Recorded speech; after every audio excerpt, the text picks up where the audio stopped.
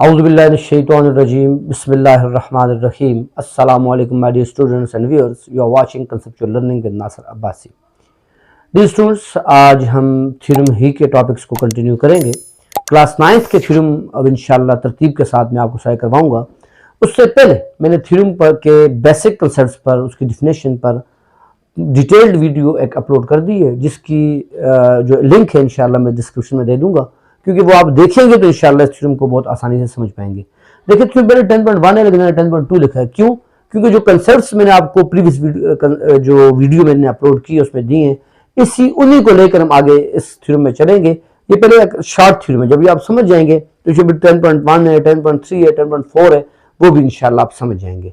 ठीक है, तो इसलिए पहले मैंने कहा 10.2 थ्योरम को आके आपके बेसिक कंसेप्ट्स क्लियर कर दें। इसमें हम दो चीजें क्लियर करेंगे कि तो थ्योरम को क्लियर करना ही करना है। दूसरा, हम इसमें थ्योरम के पैटर्न को क्लियर करेंगे कि थ्योरम का पैटर्न क्या है, सॉल्व कैसे होता है, ठीक है, और उसकी किस तरह आपको बेस्ट मार्क्स मिल सकते हैं। तो चलिए विदाउट वेस्टिंग टाइम मैं थ्योरम 10.2 की तरफ जाने वाला हूं। तो जब भी आपके पास थ्योरम स्टार्ट होगा, जाहिर बात है वो स्टेटमेंट की फॉर्म में स्टार्ट होता है। आपके बोर्ड के पेपर में एग्जाम्स के अंदर जो सेक्शन सी होता है, पहले आपको 3 क्वेश्चन सॉल्व करने होते थे, अब 4 को सॉल्व करने हैं।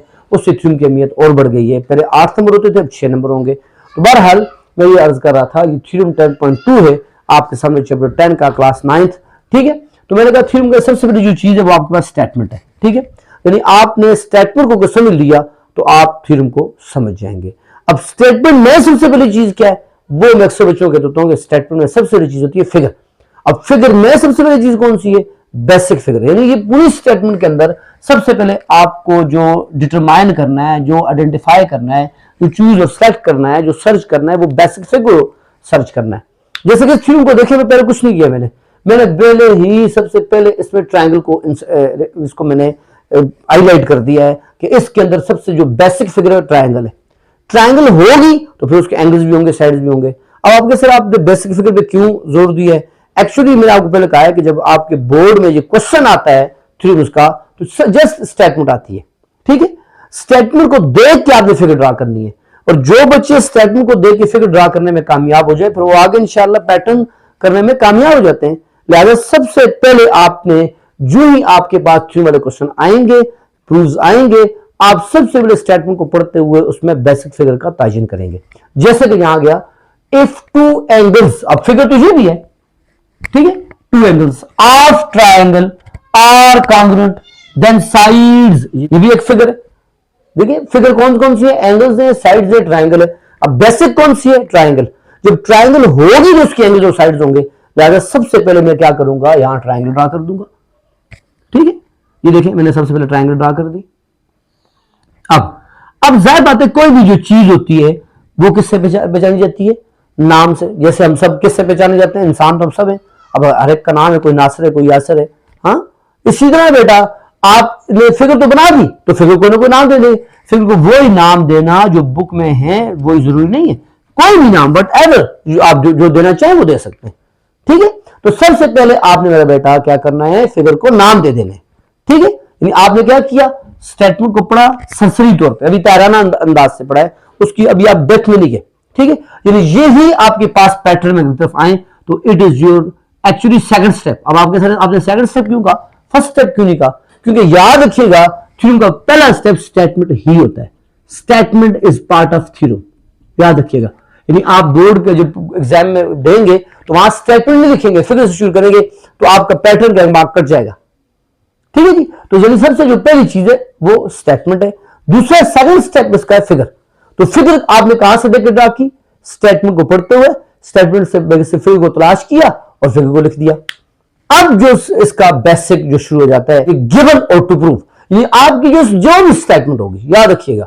ठीक है, थ्योरम के अंदर उसके अंदर वैसे 2 पार्ट्स होंगे। ठीक है, जैसे हम कहते हैं एक सेंटेंस के फ्रेजेस होते हैं, तो इस सेंटेंस के ये एक लॉजिकल स्टेटमेंट है। ठीक है, इस सेंटेंस के भी 2 फ्रेजेस होंगे। एक फ्रेज में हमेशा आपको गिवन दिया जाएगा और दूसरे में आपको टू प्रूव, यानी एक चीज आपको नोन होगी, आपको गिवन होगी, आपको मालूम होगी, और दूसरी चीज आपने टू फाइंड करनी होगी, टू प्रूव करनी होगी, साबित करनी होगी, आपको मालूम करनी होगी। मालूम नहीं है, ना मालूम है, मालूम करनी होगी।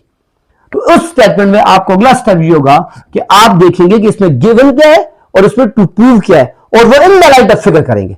जब जरा बेटा आप फिगर ड्रा करेंगे ना बेटा, तो फिगर के ड्रा करने के बाद गिवन और टू प्रूव को जो इसके बेसिक स्टेप्स हैं उनको समझना आसान हो जाएगा। ठीक है, तो कितनी आसान बात मैंने आपके सामने कर ली। अब ये मैं बेसिक कंसेप्ट आपको साथ साथ दे रहा हूं, और कोई भी थ्योरम जो करेंगे ना बेटा, अब जो देखें आप आगे जितने थ्योरम करूंगा तो उनके अंदर यही स्टेप्स रिपीट करूंगा कि भाई आपने स्टेटमेंट पढ़नी है, बेसिक फिगर को देखना है, बेसिक फिगर को बनाने के बाद उसको नाम देने, और उन फिगर की उस नाम की रोशनी के अंदर आपने दोबारा स्टेटमेंट को पढ़ना है और उसमें गिवन और टू प्रूव का तयन करना है कि कौन सा गिवन है और कौन सा टू प्रूव है।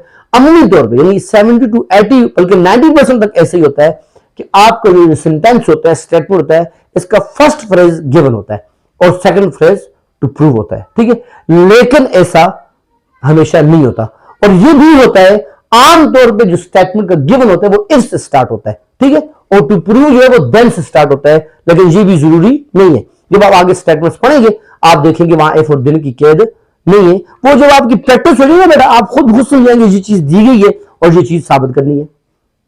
जैसे मैं कहूं जी, अगर दिन है तो सूरज होगा। ठीक है, अगर दिन है तो सूरज होगा। अब इसमें मैं आपको बताने की जरूरत नहीं है, अगर दिन है ये बात मैंने आपको गिवन की है, तो सूरज होगा ये बात आपने साबित करनी है। ठीक है, इसलिए मैंने एक मिसाल दी है, इसलिए हम कह जी रात होती है तो सितारे होते हैं। अब देखिए इसमें ना मैंने अगर का और ना दिन का, ना इफ का, ना दिन का, रात होती है तो सितारे होते हैं। अब अगर शिगर की मैंने कैद नहीं लगाई, लेकिन पता चल रहा है कि यहां रात को गिवन का किया जा रहा है और सितारों को हमने साबित करना है। इसी तरह बेटा यहां भी आप पढ़े, if two angles of a triangle are congruent, तो ये जो बात यहां तक है, ठीक है, आमतौर पर यहां कामा भी होता है, कामा ना भी हो, मैंने पहले कहा कि कामा भी कभी कभी फ्रेजेस को, सेंटेंसेस के अंदर फ्रेजेस को जुड़ा करने के लिए कामा डाला जाता है। ठीक है, तो if two angles of a triangle are congruent, यहां तक बात वो आपको दे रहा है, लिहाजा जब आप फिगर के बाद नेक्स्ट स्टेप नेक्स्ट एडिंग लगाएंगे वो पक्की गिवन की होगी। गिवन यानी आपको दिया क्या गया है, मालूमात क्या दी गई है, उन मालूमात की रोशनी में और खुद अपने एक्सियम्स और पोस्टुलेट्स की रोशनी में। अब एक्सियम्स क्या है, पोस्टुलेट्स क्या है, वो मैंने आपको पहले कह दिया कि वो मैंने अपलोड कर दिया है 32 मिनट की वीडियो मेरी, और वो बहुत ही बेहतरीन वीडियो है। उसके अंदर ये सारी बातें छोटी छोटी मैंने डिस्कस की हैं, तो वो जरूर देखिएगा, मैं लिंक जरूर आपको साथ डिस्क्रिप्शन में दूंगा। ठीक है, उसका लिंक। एनीहाउ मैं गिवन, तो if two angles of triangle are congruent, तो ये कह रहा है अगर किसी ट्रायंगल, कोई भी ट्रायंगल हो, उसके दो एंगल्स कॉन्ग्रुएंट हो।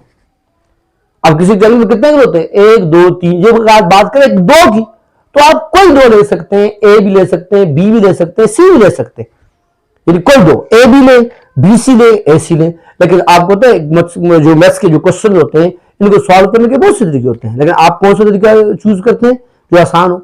आपके घर तक आने के बहुत से रास्ते हैं, आप कौन से रास्ते रहते हो जो शॉर्ट और आसान हो। ऐसे ही इसको आप एंगल बी से भी कर सकते हैं, एंगल ए एंगल सी से भी कर सकते हैं, एंगल बी एंगल सी से भी कर सकते हैं, यानी इनको इन दोनों तीनों में से किसी दो को गिवन को ले सकते हैं। तो मैं आसानी के लिए, यानी आसान के लिए स्टेप ये है बेटा कि आप एंगल बी और एंगल सी को ले लो। ठीक है, एंगल्स को, साइड्स को, ट्राइंगल को, कॉरेस्पॉन्डेंसी को, ये सब कुछ मैंने डिस्कस कर दिए। आपको मैंने बार बार इसलिए कह रहा हूं कि उसका इसके साथ गहरा ताल्लुक है उस वीडियो का। ठीक है, इसलिए मैं बार बार कह रहा हूं कि उसको आप जरूर देखिएगा। ठीक है जी।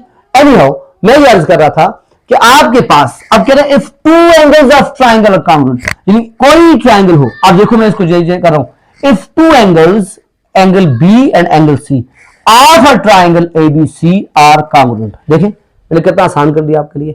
अब क्योंकि मैंने नाम दे दिया ना बेटा, नाम की रोशनी में, in the light of figure, I am reading a statement. If two angles, angle B and angle C, मैंने एनी टू ले सकता हूं, मैंने ये दो लिए। ठीक है, उसको कोई कैद तो नहीं लगाई, तो मैंने कहा ये आसान है। If two angles, angle B and angle C of a triangle ABC are congruent, ये गिवन है, इसलिए मैंने गिवन लिखना है इन ट्राइंगल एबीसी। ठीक है, उससे क्या दो एंगल्स कॉन्ग्रुएंट है, angle B is congruent to angle C. यहां तक बात आपको गिवन है। अब आपने साबित क्या करना है, देन कहते हैं फिर पक्की बात है, साइड्स, यानी वो साइड्स अपोजिट टू देन से मुराद ये एंगल्स को, ये चीज वापस जा रही है, यहां देन से मुराद है angles, then sides opposite to those angles, then sides opposite to angle B and angle C are also congruent. अब हमने देखते हैं कि एंगल बी एंगल सी के सामने साइड कौन सी है, तो गौर करें, एंगल बी के सामने साइड है ए सी और एंगल सी के सामने साइड है A B.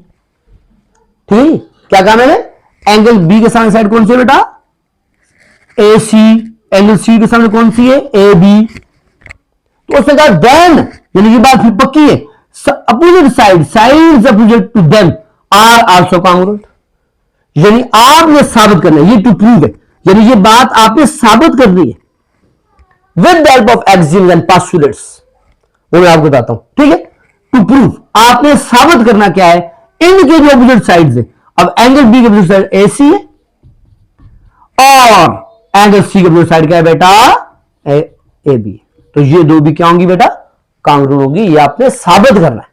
It is the thing, it is the statement, it is the equation which you have to prove, ठीक है।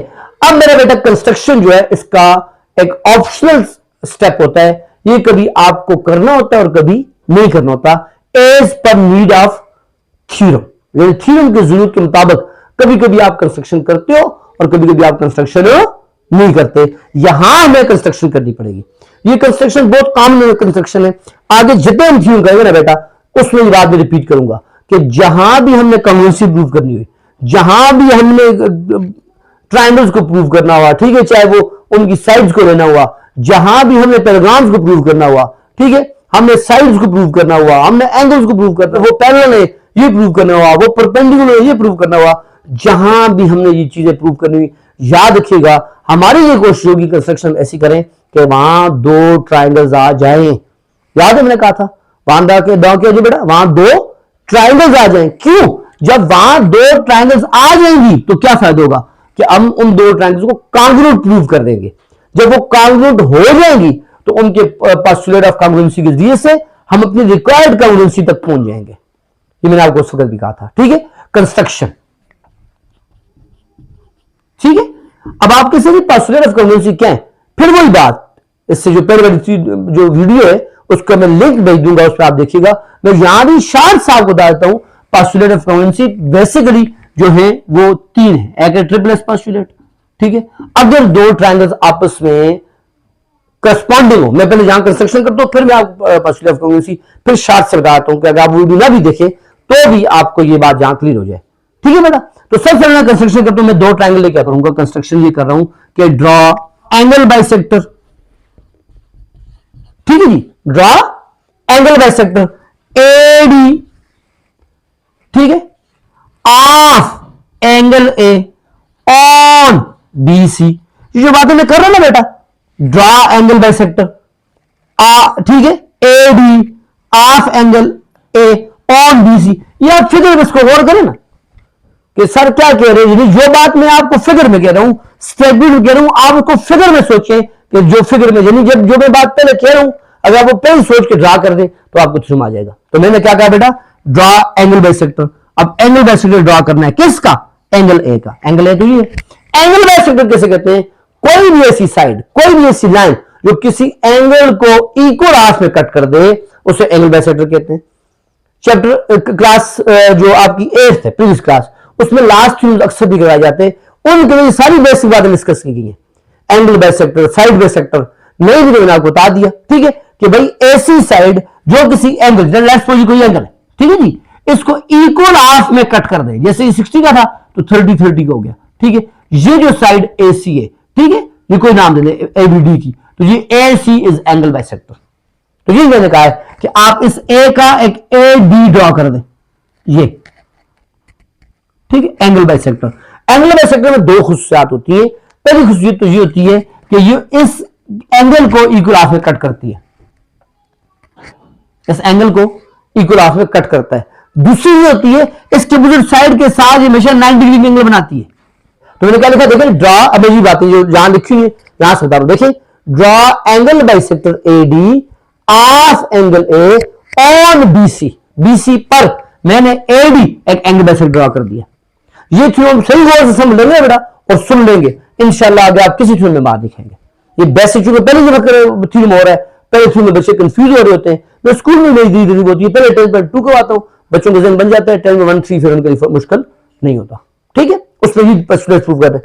अब मैं आपको लेके आता हूं पोस्टुलेट कांग्रुएंस ट्रायंगल्स पर, ठीक है।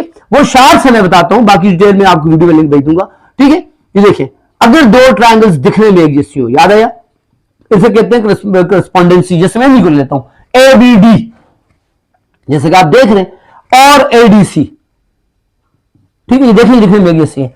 अगर इन दो ट्रायंगल्स की कोई तीन कंपोनेंट्स, कौन से तीन कंपोनेंट्स, तीनों साइड्स, एक एंगल, दो एंगल एक साइड, या दो साइड एक एंगल कांग्रुएंट हो जाएं तो ट्रायंगल्स काउंट हो जाती हैं। अब इसे तीनों साइड्स काउंट हो जाएं तब भी ट्रायंगल काउंट है, यानी बाकी तीन भी काउंट होंगे। अगर दो एंगल्स एक साइड काउंट हो तब भी ट्रायंगल्स काउंट हो जाएंगी। अगर दो साइड्स एक एंगल काउंट हो तब भी ट्रायंगल काउंट हो जाएगी। ठीक है बेटा, ये postulate of congruency of triangle है। इस पर डिटेल वीडियो में फिर बता रहा हूं कि आपने उसको साथ जरूर देखना है। मैं उसके ऊपर इसके साथ लिंक कर दूंगा, ठीक है, कार्ड में भी, मैं ऊपर इसका कार्ड भी बना दूंगा इसी वीडियो के ऊपर, ठीक है। जस्ट आप क्लिक करेंगे तो आप इस पर पहुंच जाएंगे, ठीक है। तो ये तीनों, फिर इसके आगे सब पोस्टुलेट्स भी हैं, जैसे इसका है AAS, ठीक है। AAS से मुराद है कि एंगल्स, ये दो एंगल्स हैं और इंक्लूडिंग साइड है, ये दो एंगल्स हैं और एक्सक्लूडिंग साइड है, नॉन इंक्लूडिंग, ठीक है। ये दो साइड्स हैं और इंक्लूडिंग एंगल है, और ये दो साइड्स हैं और नॉन इंक्लूडिंग एंगल है, इसे SSA पोस्टुलेट कहते हैं, ठीक है। तो ये मुख्तलिफ पोस्टुलेट्स हैं। इन पोस्टुलेट की मदद से अब यहां हम congruency of these two sides prove करेंगे, ठीक है। तो ये सारे इस्तेमाल नहीं करते, इनमें से कोई एक जो भी यहां फिट आता हो हम उसको इस्तेमाल कर देंगे। लिहाजा हम लास्ट तक जो बढ़ते हैं जिसे कहते हैं प्रूफ। क्या कहते हैं बेटा? प्रूफ, ठीक है। प्रूफ कहते हैं सबूत को, ठीक है।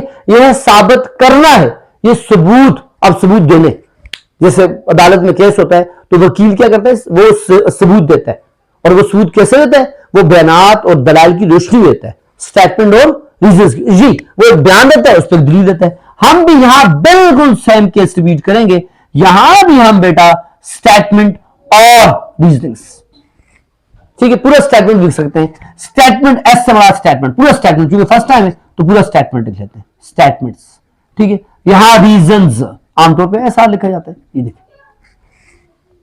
तो मैं एक स्टेप दूंगा, एक स्टेटमेंट दूंगा, बयान दूंगा, उस बयान पर दलील होना बहुत जरूरी है, क्योंकि दलील के बगैर जाहिर बात है उस बयान की कोई वैल्यू नहीं है। तो लिहाजा सबसे पहले मेरा बयान जी है, स्टेटमेंट जी है कि ये दोनों ट्रायंगल्स दिखने में एक जैसी हैं।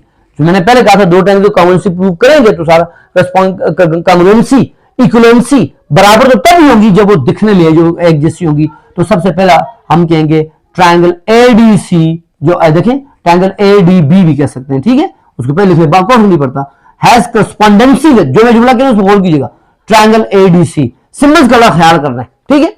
अब देखो मैंने यहां ट्रायंगल लिखा है, इसी पे मैं अगर यूं कर दूं तो ये एंगल ADC बन जाता है, ठीक है। इसी पर मैं यूं कर दूं तो ये आर्क ADC बन जाती है, ठीक है।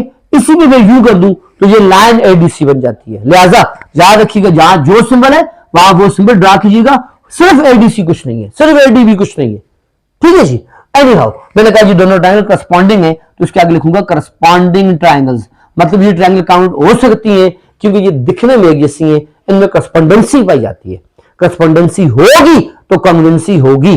दिखने में एक जैसी कोई चीज होती है तो जाहिर बात है वो तब काउंट होती है, वरना तो काउंट हो ही नहीं सकती। अब आप मिसाल के तौर पर ये दो ट्रायंगल्स ले लें, हाँ जी, ये ठीक है, और एक ट्रायंगल ये ले लें, तो ये तो करस्पॉन्डिंग ही नहीं है, दिखने में एक जैसी नहीं है, ठीक है। ये आपके पास ऑब्ट्यूज ट्रायंगल है, ये राइट एंगल ट्रायंगल है, तो ये कैसे एक जैसी हो सकती है? लिहाजा ये एक जैसी हो सकती है, इसीलिए मैं कहा करस्पॉन्डिंग है। अब करस्पॉन्डिंग है तो अब काउंट भी हो सकती है, लेकिन कॉन्ग्रुएंसी की शर्त है कि कोई तीन चीजें, तीनों साइड्स या दो एंगल्स एक साइड या दो साइड एक एंगल, इनमें काउंट होनी चाहिए।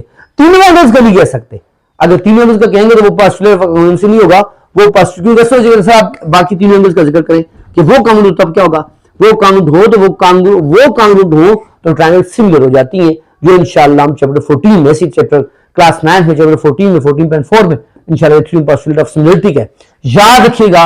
ये तीन थ्योरम पोस्टुलेट ऑफ कॉन्ग्रुएंसी है, ये थ्योरम पोस्टुलेट ऑफ सिमिलरिटी है, ठीक है। इसको हम वहां डिस्कस करेंगे, इसलिए मैंने इसका यहां जिक्र नहीं किया था।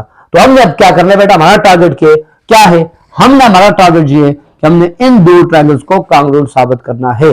क्यों साबित करना है? जब ये काउंट हो जाएगी तो ये पूरी ट्रायंगल काउंट हो जाएगी, इनकी हर चीज काउंट हो जाएगी, तो उस हर चीज में आप देखिएगा ये तो आपका टू प्रूव है A=AB, ये भी आ जाएगा, ठीक है। तो सबसे पहली बात मैं कहूंगा, ये बात कन्फर्म है, AD, देखो मैं दो ट्रायंगल काउंट साबित कर रहा हूं, उसके लिए तीन चीजों का काउंट होना जरूरी है। तो सबसे पहली चीज AD is congruent to AD। वजह, इसकी वजह क्या है? इसकी वजह यह है कि ये कॉमन है, ठीक है, ये कॉमन दो सेंस है। पहली बात कि ये AD खुद AD है, ठीक है, ये हर चीज अपने बराबर होती है, रिफ्लेक्सिव प्रोबेबिलिटी से आप कहते हैं, ठीक है, चैप्टर 2 में क्लास 9 में आपने पढ़ा, हर चीज अपने बराबर होती है, तो ये कॉमन है, यानी कॉमन साइड, ठीक है, यानी कॉमन है, AD के बराबर है। दूसरे कॉमन का ये है कि common side of both triangle, common side of both triangle, यानी ये AD जो है ADB की भी साइड है और AD जो है वो ADC की भी साइड है, लिहाजा ये कॉमन है। बस इतनी लंबी आपको कहानी याद नहीं भी होती तो शॉर्टकट में कॉमन, बस, ठीक है जी। दूसरी बात देखें, इन एंगल्स को नाम लेना चाहिए ताकि ज्यादा बातें आपको कॉमन से प्रूव करें, क्योंकि आप पूरा लंबा नाम लिखेंगे ADC और वो आप कंफ्यूज जाते हैं। अक्सर ये शॉर्ट नाम दिए जाते हैं, ये शॉर्ट नाम इन फिगर्स, ठीक है, ये आपके लिए नंबर, ठीक है, in the form of numbers आप दे सकते हैं फिगर्स को शॉर्ट नाम, ठीक है। तो एंगल 1, क्योंकि पीछे सिंबल तो वैसे भी होगा, angle 1 is congruent to angle 2, ये एंगल का सिंबल है, देखिए ये साइड का सिंबल है, ये ट्रायंगल का सिंबल है। Angle 1 is congruent to angle 2, ठीक है, क्यों? क्योंकि अभी आपने कहा था कंस्ट्रक्शन में कि ड्रॉ एंगल बाइसेक्टर, और मैंने कहा था एंगल बाइसेक्टर वही होता है जो किसी एंगल को इक्वल हाफ में कट करता है। ये देखिए मैंने मिसाल भी दी थी 30-30, ठीक है। लिहाजा आप कहेंगे angle 1 is count to angle 2, तो यहां आप इसके लिए लिखेंगे कंस्ट्रक्शन, ठीक है, ज्यादा लंबी नहीं लगाने, बस जितना टू दी पॉइंट बात लिखे, नंबर आपको शी मिलने, ज्यादा लंबी कहानी लिखेंगे शॉर्ट लिखे, यानी कंस्ट्रक्शन लिखेंगे एग्जामिनर समझ जाएगा कि उसको दलील पता है, रीजन पता है, बाकी उसकी डिटेल पे जाने की जरूरत नहीं है, वो डिटेल आपने आगे अंडर हेडिंग लिखती है, ठीक है बेटा। आगे चलते हैं, लास्ट तीन बातें होनी चाहिए कि इनके अंदर तीन जब तक कांग्रुएंसी नहीं होंगी तो जाहिर बात है वो कांग्रुएंट नहीं हो सकती। तो तीसरी बात तो आपको गिवन में मौजूद है, ये देखिए आपने कहा था angle B count angle C के, ये देखिए angle B is count to angle C, ये सारी बात, ये कांग्रुएंसी को मैंने बताया था कि भाई तकरीबन बराबर या एग्जैक्टली बराबर भी कह सकते हैं, यानी मैथ्स की लैंग्वेज में इक्वल टू को कांग्रुएंसी भी कहते हैं, कांग्रुएंसी को कांग्रुएंट को इक्वल टू भी कहते हैं, ठीक है। हर मैंने कहा था जो ब्रांच होती है मैथमेटिक्स की अपनी इसकी अपनी लैंग्वेज होती है, तो यहां कांग्रुएंसी है, ठीक है। बाकी यहां मैंने तीन वजह बताई थी कि हम ज्यादा सा काम गेस से करना, एग्जैक्टली तो मेजर नहीं किया, लिहाजा कांग्रुएंटी कहते हैं, कांग्रुएंस कह लेते हैं, यानी अप्रोक्सीमेटली इक्वल टू, ठीक है। एरिया बी का किसी के वजह ये है, आपने गिवन में कहा था कि ये दोनों साइड, ये दोनों एंगल्स क्या है, ये कांग्रुएंट है, लिहाजा इसकी रीजन आ गया गिवन। मैंने क्या कहा था, जब किसी ट्रायंगल में तीन चीजें काउंट हो जाएंगी तो पूरी ट्रायंगल्स काउंट हो जाएगी, लिहाजा कंफर्म हो गया triangle ADB is congruent to triangle ADC, ठीक है बेटा, ट्रायंगल ADC, ये देखिए समझ आ गई बात। अब देखिए इस पर कौन सा पोस्टुलेट लगता है, हमने ये देखना है क्या एंगल 1 एंगल B से, एंगल 1 एंगल B से AD बनता है, नहीं बनता ना, और एक non including side, excluding side आ रही है आपके पास, ये ASA तब होगा जब आपके पास क्या हो बेटा, क्या हो, दो एंगल्स और इंक्लूडिंग साइड, तो ये दो एंगल्स जो है, लेकिन इन दो एंगल से ये एंगल नहीं, ये साइड नहीं बनती। देखिए एंगल 1 ये, ठीक है, एंगल B ये, इस एंगल 1 एंगल B से तो साइड AB बन रही है, साइड AD की नहीं बन रही, लिहाजा ये एक्सक्लूडिंग साइड है, नॉन इंक्लूडिंग साइड है, ठीक है। इसी तरह angle 2 angle C, angle 2 angle C से साइड AC बन रही है, AD नहीं बन रही, इसीलिए ये भी नॉन इंक्लूडिंग साइड है। लिहाजा जब दो एंगल्स और नॉन इंक्लूडिंग साइड हो तो फिर वो पोस्टुलेट ASA पोस्टुलेट नहीं होता बल्कि AAS पोस्टुलेट होता है।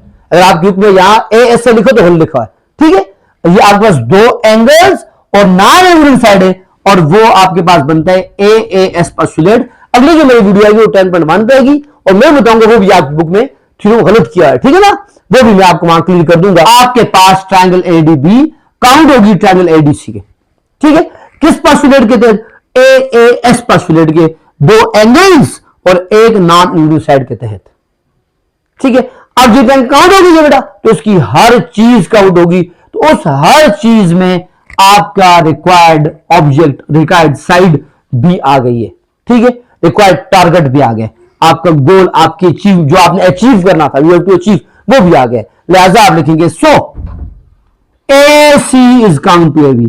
क्यों, ये क्यों काउंट है, जब दो टाइम्स काउंट होती हैं तो उसकी हर चीज काउंट होती है, तो उस हर चीज में आपको पता है ये दो साइड्स भी आती हैं, ठीक है। लिहाजा इसके आप भी लिखेंगे करस्पॉन्डिंग साइज, ऐसे लिखिए जैसे लिख रहा हूं ऑफ कॉन्ग्रुएंट, ये देखें ट्राइंगल्स, आप ऐसे जैसे मैंने लिखा है, ये जो जुमला ना corresponding size of congruent triangle, ये बार बार आप यूज करेंगे, इन जुमलों को तो आप याद ही कर लें, ठीक है बेटा। तो ये देखें to prove is the last step of theorem, जब आप टू प्रूव पे आगे आपका थ्योरम खत्म। मैंने आपको इंतहाई आसान अंदाज से थ्योरम 10.2 समझा दिया, ठीक है बेटा। टू प्रूव तक हम पहुंच आगे, to prove the last step of theorem होता है। लिहाजा इंशाल्लाह अजीज हम अब अगले थ्योरम 10.1 की तरफ बढ़ेंगे नेक्स्ट वीडियो में। मुझे उम्मीद है कि इंशाल्लाह ये वीडियो आपके लिए बहुत बेनिफिशियल होगी। Thank you so much.